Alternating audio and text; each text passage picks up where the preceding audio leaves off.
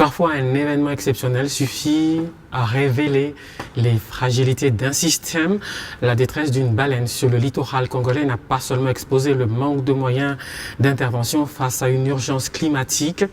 Il rappelle surtout que la RDC demeure confrontée à une contradiction majeure, posséder des ressources naturelles exceptionnelles sans parvenir à les valoriser pleinement.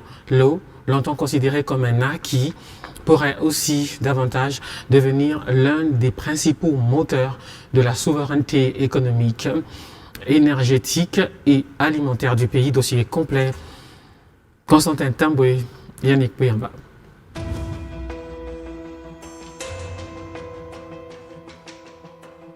L'échouage d'une baleine sur les côtes de Mwanda dans la province du Congo central au début du mois de juillet a suscité une vive émotion en République démocratique du Congo. Au-delà du caractère exceptionnel de cet événement, il a surtout mis en lumière les limites des capacités nationales face aux urgences environnementales et relancé le débat sur la gestion des immenses ressources naturelles du pays.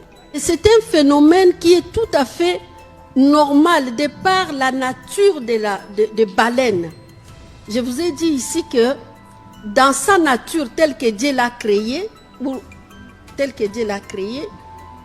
la baleine perd ses pères très souvent. Mais c'est la première fois que ça nous arrive. Donc tant qu'on n'avait pas connu ces phénomènes, c'est tout à fait normal que les gens ne soient pas suffisamment équipés pour ça. Mais maintenant qu'on sait que les baleines peuvent venir échouer là, nous allons prendre des dispositions.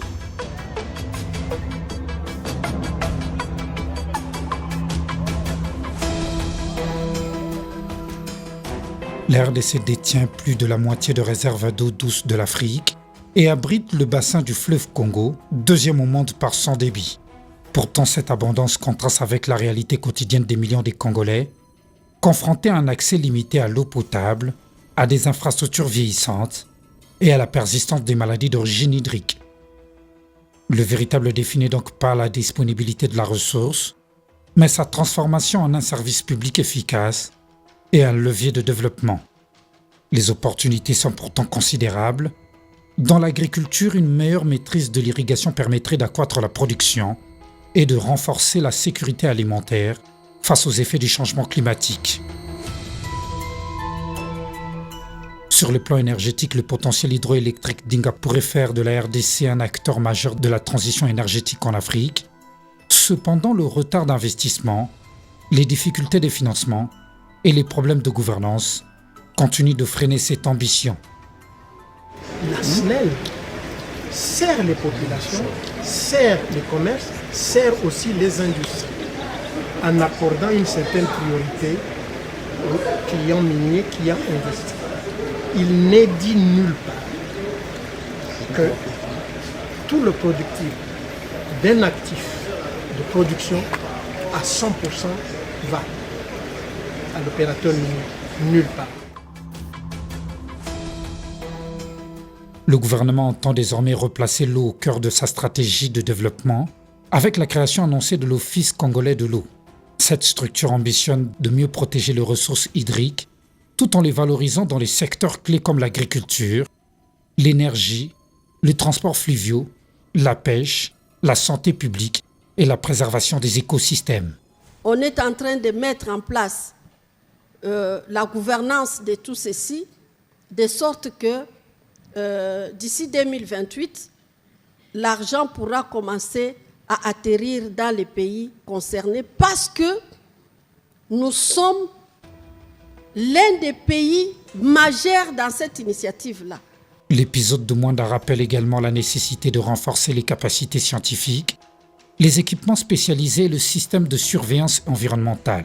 Il démontre qu'une gestion moderne de ressources naturelles ne peut se limiter à leur exploitation, mais doit aussi intégrer la prévention et la réponse aux crises écologiques. C'est une question qui touche au ministère de la pêche.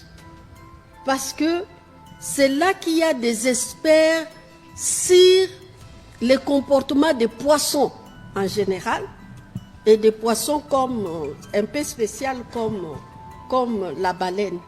Et donc c'est un travail que nous allons faire ensemble renforcer les capacités de notre administration, y compris l'ICSN, dans la prise en charge de ce genre de problèmes. Les réformes engagées dans le secteur de l'eau et de la forêt traduisent une volonté de moderniser la gouvernance environnementale. Si elles sont menées avec cohérence, elles pourraient permettre à la RDC de transformer son immense capital naturel en moteur de croissance durable. Au fond, la question n'est plus de savoir si le pays dispose de ressources nécessaires, elle est de savoir si elle saura gérer avec efficacité, transparence et vision à long terme, car la véritable richesse de la RDC ne réside pas seulement dans l'abondance de son eau, mais dans sa capacité à en faire un facteur de prospérité, de souveraineté et d'influence régionale.